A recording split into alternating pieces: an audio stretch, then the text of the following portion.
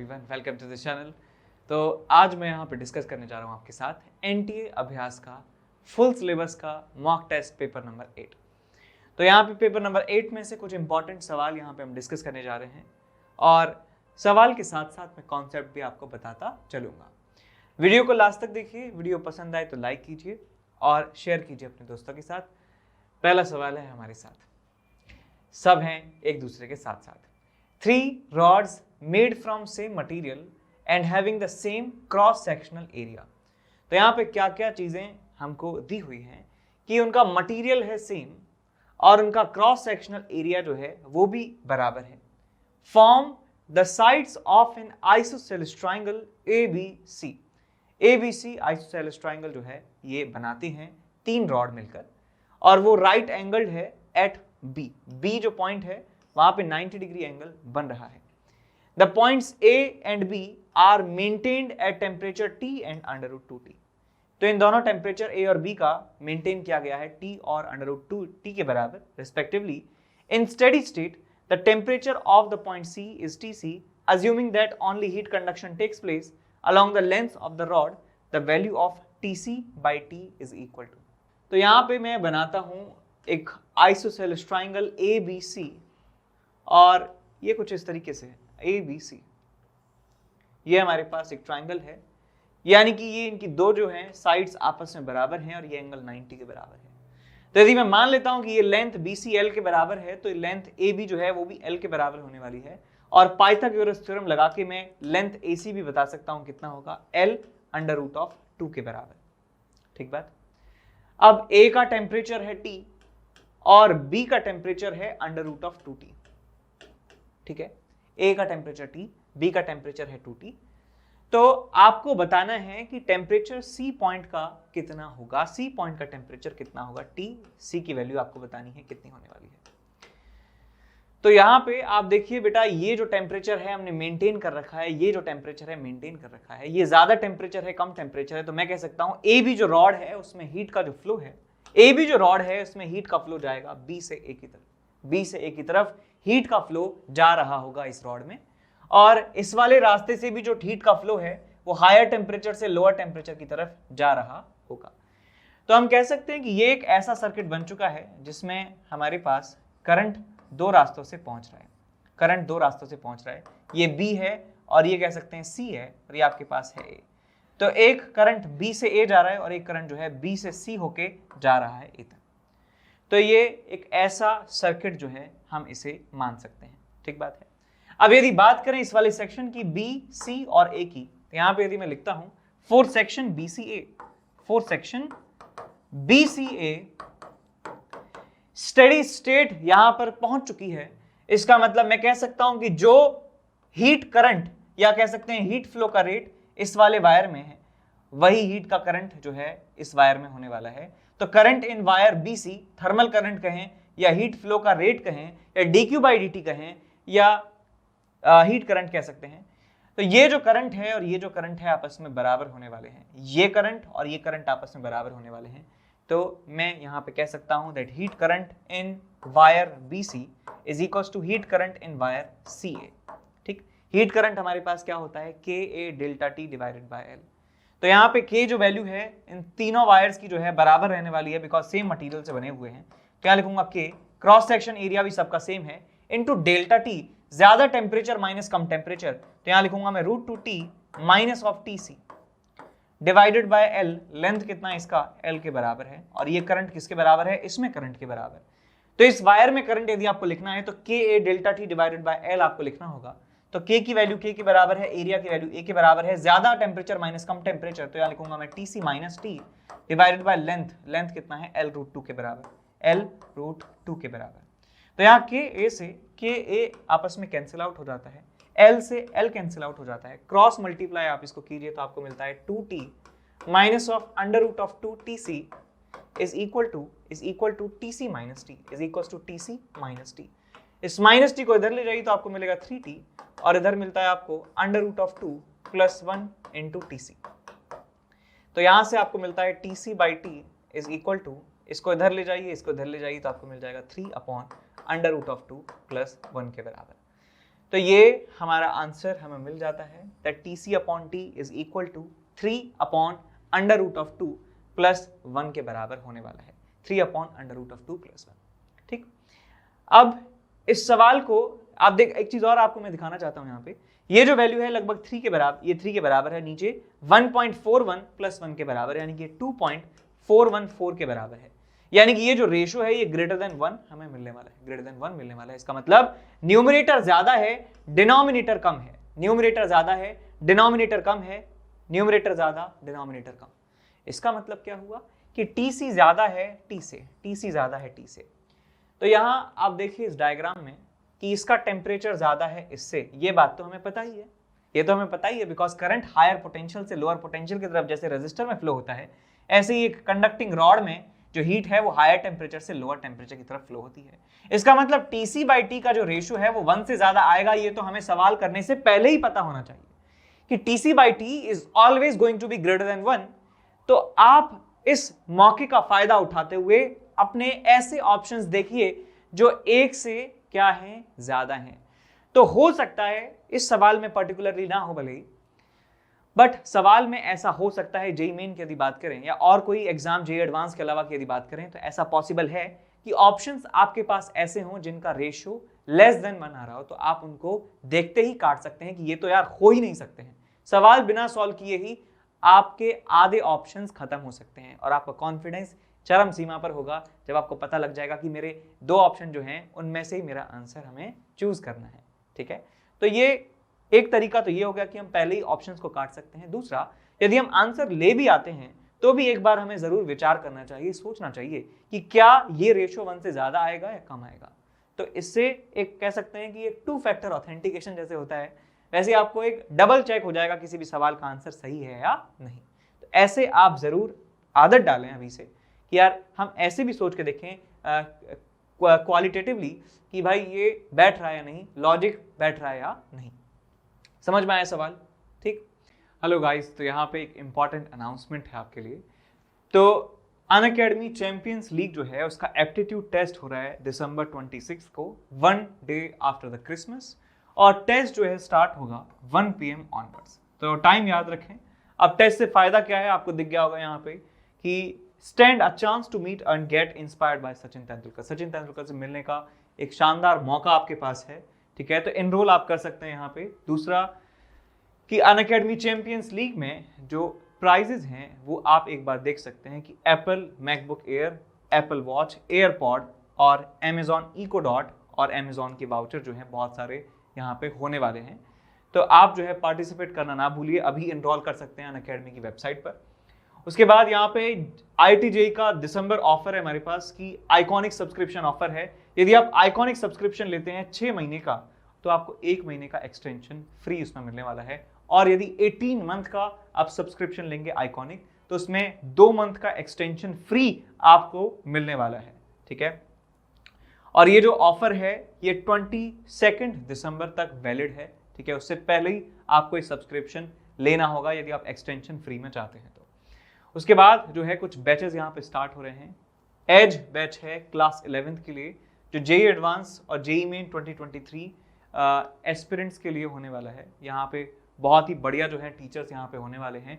उसके बाद striker batch JEE main और एडवांस 2022 के एस्पिरेंट्स के लिए, और उसके बाद एक्सीलेंस 2.0 बैच जो है वो क्लास 11th के लिए स्टार्ट होने जा रहा है, और वो जेईई मेन और एडवांस 2023 के लिए टारगेट यहाँ पे करने वाले हैं।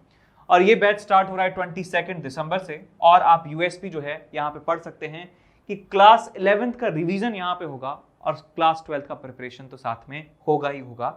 टॉप एजुकेटर्स यहाँ पे हैं, अंशुल सिंगल सर हैं, नीरज सर हैं, आशीष मिश्रा सर हैं, कपिल राणा सर हैं और सुरेश द्विवेदी सर हैं, और बैकलॉग का कवरेज भी यहाँ पे होने वाला है। ठीक है, तो आप इस बैच में एनरोल कर सकते हैं। ये बैच स्टार्ट हो रहा है 22 से, ये भी 22 से, ये भी 22 से स्टार्ट ये हो रहे हैं।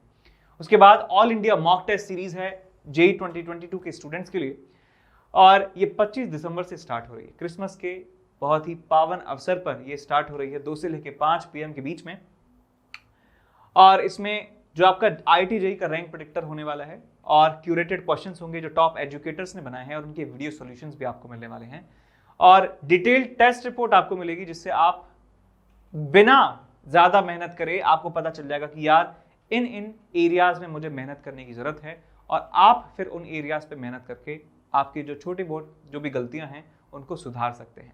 ठीक है, तो एनरोल करिए इस टेस्ट सीरीज में और कोड यहाँ पे यूज़ कीजिए NKC सर लाइव। इसके बाद आगे बढ़ते हैं अगले सवाल की तरफ। क्वेश्चन नंबर सेकंड आपसे कहता है कि the resistance of the following circuit figure between A and B. A और बी के बीच में इक्विवेलेंट रेजिस्टेंस आपको निकालना है। तो ये ए है, ये बी है, ये एक बैलेंस्ड व्हीटस्टोन का एग्जांपल है, कर लेंगे आप। ये वाला रेजिस्टेंस हटा दीजिए, 2 और 2 4, 2 और 2 4, 4 4 2, 2 4 6, तो 6 और 2 हमारे साथ पैरेलल में लगे हुए हैं। सो 12/8 यहाँ पे आंसर आ जाएगा आपके पास 3/2। सो 3/2 ओम आपके पास रेजिस्टेंस मिल जाता है इक्विवेलेंट ए और बी के बीच में। ठीक है, तो ऐसे आप इस सवाल को कर सकते हैं। ठीक है, कोई दिक्कत की बात नहीं है। अब यहाँ पे सवाल कुछ और भी पूछा जा सकता है। यहाँ से आपसे पूछ सकते हैं कि बताइए सी और डी के बीच में इक्विवेलेंट रेजिस्टेंस कितना होगा, या किसी भी और 2 पॉइंट्स के बीच में इक्विवेलेंट रेजिस्टेंस भी आपसे पूछा जा सकता है। तो आप हमेशा सवाल को पूरा पढ़ें कि ए और बी के बीच में ही पूछा है ना, सवाल को आपको पूरा पढ़ना है। भले ही चाहे कितना भी आसान सवाल दिख रहा हो, आपको जल्दबाजी नहीं करनी है, बिकॉज इन्हीं चीज़ों का फायदा उठाते हैं जेईई मेन के जो क्वेश्चंस बनाए जाते हैं, कि बच्चा जो है देखते ही ट्रैप में फंस जाए और आउट हो जाए जल्दी। सवाल को आप पूरा पढ़िए, चाहे वो कितना भी आसान दिख रहा हो, चाहे कितना भी कठिन दिख रहा हो, आप उसको पूरा पढ़िए, आदत डालिए अभी से। नेक्स्ट क्वेश्चन यहाँ पर डिस्कस कर रहे हैं। क्वेश्चन में आपको दिया है कि एक ट्रेवलिंग न्यूक्लियस है जिसका नाम है A, having a de Broglie wavelength lambda A, spontaneously splits into 2 nuclei B and C of equal masses. After the split, B travels in the same direction while C travels in the opposite direction with a speed equals to half of B. The values of the de Broglie wavelengths lambda B and lambda C will be equal to. तो हम जानते हैं कि जब सब atomic particles बहुत ही ज़्यादा speed से जब मूव करते हैं तो उनका जो कैरेक्टर है वो पार्टिकल नेचर के साथ साथ वेव कैरेक्टर भी उनमें आ जाता है।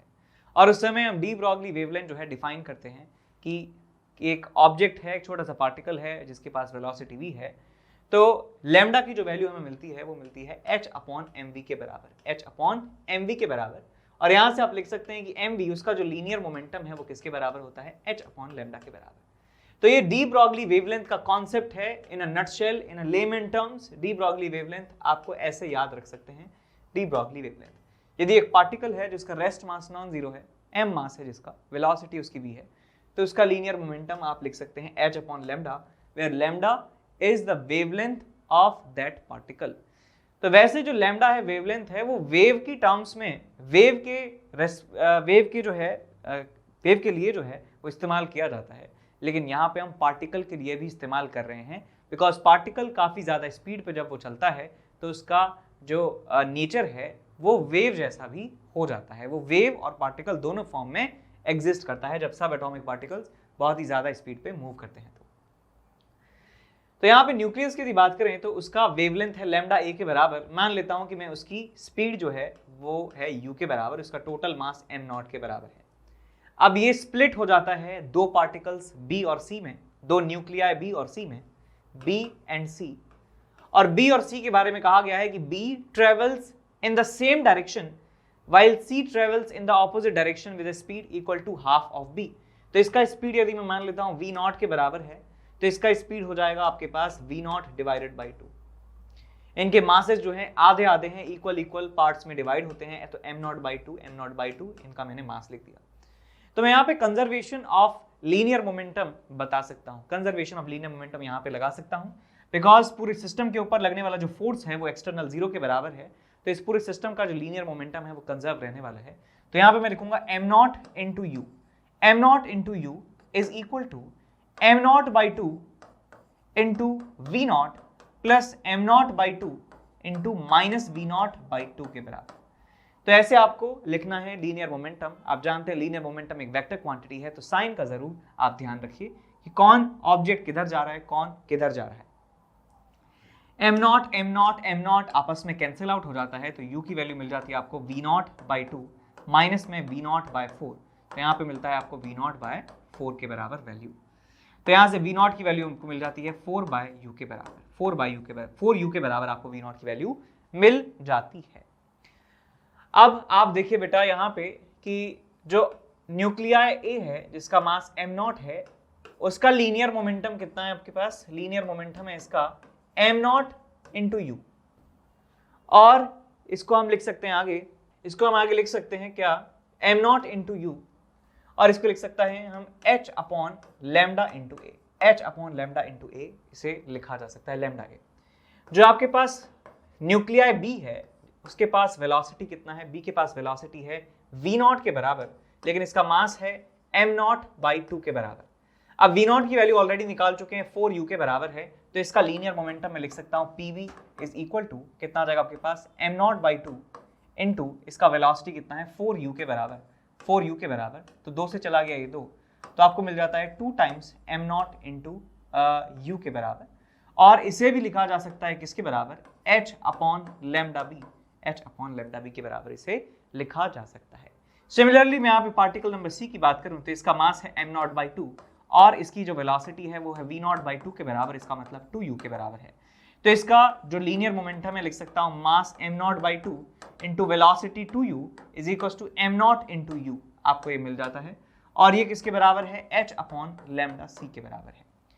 तो हमें निकालना है अल्टीमेटली इन दोनों का जो आपका डी ब्रॉगली वेवलेंथ है इन टर्म्स ऑफ लैम्डा ए की टर्म्स में लैम्डा बी लैम्डा सी आपको निकालने हैं। तो आप क्या करेंगे यहाँ पे कि आप इन दोनों इक्वेशन को, इस इक्वेशन को और इस इक्वेशन को आपस में डिवाइड कर देंगे, और फिर हम इस इक्वेशन को और इस इक्वेशन को आपस में डिवाइड कर देंगे। तो इसको इक्वेशन नंबर 1 मान लीजिए, इसको मान लीजिए 2, इसको मान लीजिए 3। तो इक्वेशन नंबर 1 डिवाइडेड बाई 2 यदि आप करते हैं तो आपको मिलता है m0u divided by 2 times m0 into u is equal to h upon lambda A, और यहाँ जाएगा आपके पास h अपॉन लैम्डा बी।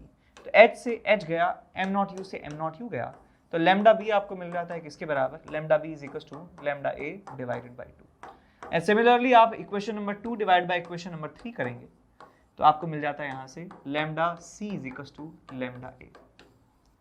तो ये आपका फाइनल आंसर होने वाला है that lambda B is equal to lambda A by 2 and lambda C is equal to lambda A के बराबर है।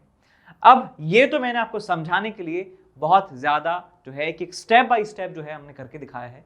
यदि आप थोड़ी सी प्रैक्टिस कर लेते हैं तो ये सवाल काफी जल्दी भी किया जा सकता है। कैसे? देखिए यहाँ पे m0u की वैल्यू हमें मिल चुकी है h अपॉन लैम्डा ए के बराबर, तो यहाँ पे 2m0u आने पे मैं लिख सकता हूं this is nothing but 2 times h upon lambda A. तो 2h अपॉन लैम्डा ए की वैल्यू लिखा जा सकता है h अपॉन लैम्डा बी के बराबर, और सिर्फ यही इक्वेशन नंबर 2 लिखते ही आपको आंसर मिल जाता है कि लैम्डा बी और लैम्डा ए की वैल्यू कितनी है। एंड सिमिलरली ये m0u आता है और ये भी m0u है, इसका मतलब h अपॉन लैम्डा ए और h अपॉन लैम्डा सी आपस में बराबर हैं, तो लैम्डा ए लैम्डा सी के बराबर हैं। तो आप 10, 15, 20 सेकंड और भी इसमें बचा सकते हैं। ठीक है, तो ये रही बात इस सवाल की। आसान सवाल था, इसमें मोमेंटम को कंजर्व आपको करवाना था, बिकॉज जब कोई चीज़ फटती है ना, अब उसके अंदर जब एक्सप्लोजन होता है तो इसमें कंजर्व रहता है मोमेंटम, मैक्सिमम केसेस में मोमेंटम कंजर्व रहता है। ठीक है, अपने आप फट रहा है बिकॉज इंटरनल फोर्सेस के कारण जो है ये इसके स्प्लिट जो है वो इंटरनल फोर्सेस के कारण हो रहा है, इसलिए मोमेंटम जो है आप इसे यहाँ पे कंजर्व करा सकते हैं। क्वेश्चन नंबर 4 की बात करें। क्वेश्चन नंबर 4 एक इंपॉर्टेंट टाइप का सवाल है और एक एप्लीकेशन बेस्ड सवाल है, और ये आ भी चुका है जेईई एडवांस में और जेईई मेन में आने की हिम्मत भी रखता है। सवाल को देखिए ध्यान से कि एक सॉल्यूशन है, it containing active cobalt 27 cobalt 60, 27 atomic number है और ये मास नंबर है, having an activity of 0.8 mu Ci and decay constant lambda is injected in animal's body. When 1 ml blood is drawn from the animal's body after 10 hours of injection, the activity was found to be 300 dpm. Activity जो हमको मिलती है वो 300 decay पर minute के बराबर आपको मिल जाती है, डिकेस पर minute. Then the total volume of the blood in the animal's body is close to 1 curie और 1 CI इज इक्वल टू, यहाँ पे दिया है कन्वर्जन की, ये DPS में कन्वर्जन आपको बताया है, और T is equal to 10 hours पे तो वैल्यू है e raise to the power minus lambda t की वो 0.84 के बराबर है। तो ये एक मेथड है जिसका इस्तेमाल किया जाता है कि ब्लड का वॉल्यूम मेजर करने में, कि ब्लड कितना है एक पर्टिकुलर पर्सन की बॉडी में, है ना। और सोच के देखिए कि कैसे ब्लड जो है मेजर करेंगे, है ना, कैसे करेंगे।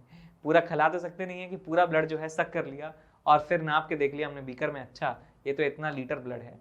तो ऐसे नहीं करते हैं, बल्कि एक सेफ मेथड यहाँ पे इस्तेमाल किया जाता है बिना किसी की बलि दिए, है ना, नहीं तो एक ना एक की बलि देनी पड़ेगी। तो यहाँ हमें एक मेथड बताया गया है, तो चलिए यहाँ पे एक बार मेथड को समझ लेते हैं कि हुआ क्या है।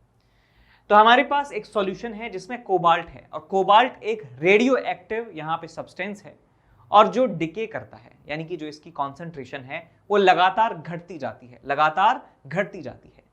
तो हमने एक 0.8 माइक्रोक्यूरी, ये जो हमारे पास है, ये हमने इस एक्टिविटी का, इतनी एक्टिविटी वाला एक सैंपल हमने इंजेक्ट किया है, ठीक है, एक थोड़ा सा सैंपल जो है वो हमने इंजेक्ट किया है, बहुत थोड़ा अमाउंट है, इससे ब्लड के वॉल्यूम पे ज्यादा फर्क नहीं पड़ेगा।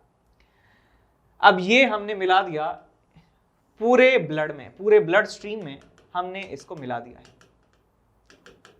पूरे ब्लड स्ट्रीम में हमने इसको मिला दिया है। अब क्या करते हैं कि यहां से 8 घंटे बाद, 10 घंटे बाद आफ्टर 10 आवर्स जो है हम यहां से 1 ml सैंपल कलेक्ट करते हैं। तो इस जो आपके पास सॉल्यूशन प्लस ब्लड का सैंपल है, प्योर ब्लड प्लस सॉल्यूशन का 1 ml सैंपल लिया जाता है, और 1 ml सैंपल को 10 घंटे बाद हम देखते हैं कि उसमें अब जो एक्टिविटी है वो ऑब्वियसली कम होनी चाहिए, 300 dpm के बराबर है, 300 डीके पर मिनट्स के बराबर है। तो अब एक्टिविटी जो है 300 dpm के बराबर आ जाती है, dpm के बराबर आ जाती है। तो आपको बताना है कि पूरा वॉल्यूम जो है ब्लड का कितना था, पूरा ब्लड का वॉल्यूम जो है कितना था, ये आपसे पूछ रहे हैं। तो सबसे पहले आप देखिए बेटा कि ये जो 1 ml क्वांटिटी है जिसको टेस्ट किया जा रहा है, तो हम 1 ml के बारे में यहाँ पे पूरा कैलकुलेशन करने वाले हैं कि 1 ml जो हमारे पास सैंपल है उसका कितना एक्टिविटी था और अब कितना एक्टिविटी उसका हो चुका है, ये हम यहाँ पे करने वाले हैं। तो देखिए ये जो पूरा सॉल्यूशन है, पूरा सॉल्यूशन मान लीजिए V हमारे पास, V ml हमारे पास है टोटल ब्लड, और उसमें हमने नेग्लिजिबल अमाउंट इसको मिला दिया, तो टोटल V वॉल्यूम हमारे पास है। तो V वॉल्यूम सॉल्यूशन का जो एक्टिविटी है वो 0.8 माइक्रो CI के बराबर है, ठीक। तो यहां पे मैं लिख सकता हूं कि at t is equals to 0 for 1 centimeter cube sample, for 1 centimeter cube sample, और यहां पे मैं लिखूंगा at t is equals to 10 R, ठीक है। जो हमारे पास क्वांटिटी है वो 1 ml हमें लेना है, उसके बारे में बात कर रहे हैं। तो देखिए 0.8 माइक्रो का मतलब हुआ 10 to the power -6, और यहाँ पे CI से हमें कन्वर्ट करना है DPS में, तो 3.7 into 10 to the power 10 से भी मल्टीप्लाई करेंगे, 3.7 into 10 to the power 10 से हम मल्टीप्लाई करेंगे। तो ये जो एक्टिविटी है DPS में, ये पूरे ब्लड की है। तो यहाँ पे हम यूनिटरी मेथड से 1 सेंटीमीटर क्यूब की निकाल सकते हैं एक्टिविटी। तो यहाँ पे मैं ये लिख सकता हूँ बिकॉज V वॉल्यूम का जो एक्टिविटी है वो हमारे पास है A के बराबर है, तो यहाँ से मैं लिख सकता हूँ 1 सेंटीमीटर क्यूब या 1 ml की जो है कितनी होने वाली है, A अपॉन V के बराबर, A अपॉन V के बराबर। तो यहाँ पे मैं सिंपली लिख देता हूँ कि 1 ml जो हमारे पास क्वांटिटी है, 1 सेंटीमीटर क्यूब का हूँ या 1 ml का हूँ, बात बिल्कुल बराबर है। तो वो कितना हो जाएगा हमारे पास, this value divided by total volume in ml, total volume in ml या सेंटीमीटर क्यूब इनटू 1 ml या 1 सेंटीमीटर क्यूब। इतनी एक्टिविटी हमारे पास पहले थी। अब कितनी हो चुकी है 10 घंटे बाद? 10 घंटे बाद हमारे पास हो चुकी है 300 dpm के बराबर। ध्यान रखिएगा यहाँ पे डिके पर मिनट है और हमने ये जो वैल्यू को कन्वर्ट किया है डिके पर सेकंड में, तो इसको भी आपको डिके पर सेकंड में कन्वर्ट करना पड़ेगा। तो आप यहाँ पे लिख दीजिए इसे 300 डिवाइडेड बाय 60, 0 से 0 चला गया, आपको मिल गया यहाँ पे 5। तो एक्टिविटी हमें इनिशियल पता है, एक्टिविटी हमें फाइनल पता है। एक्टिविटी का फॉर्मूला हम जानते हैं कि एक्टिविटी जो है नंबर ऑफ न्यूक्लियाई की तरह ही चेंज होती है, AT is equal to A not e raise to the power minus lambda t के बराबर। तो ये वैल्यू कितनी हो चुकी है, 5 के बराबर, 5 DPS के बराबर। और ये पहले वैल्यू कितनी थी, पहले वैल्यू थी हमारे पास 0.8 into 10 raise to the power -6 into 3.7 into 10 raise to the power 10 और डिवाइडेड बाय वॉल्यूम v और e raise to the power minus lambda t minus lambda into 10 hours.